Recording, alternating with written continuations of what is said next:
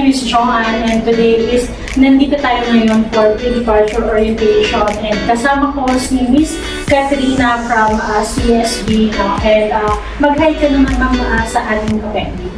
Hello po. So ayan, ma'am may konting katanungan lang tayo. 3 questions. First is, why Canada? Kasi po, since Canada po is in po and great opportunity rin po siya since ang course ko po is nursing. So, pinarap ko na po yung opportunity and it's a great country po. Okay, it's a great opportunity. For current recent graduate. Waiting na po. Okay.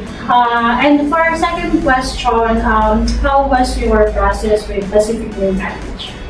Noong una po, medyo nakaka-problem. Pero since yung PLC no is lagi po nandiyan para i-guide po kasi natin yung process. Kahit pinagsasabay po yung practical and yung pag-aayos po ng documents. And lagi po sila nandiyan to guide me.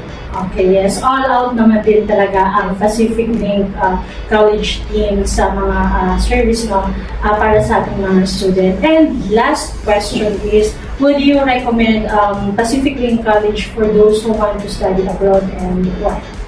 Yes po, since tuturuan ka talaga from the very beginning po sa pag-aayos ng documents and visas and hindi ka talaga mababayan ng PLC. So, thank you po sa PLC.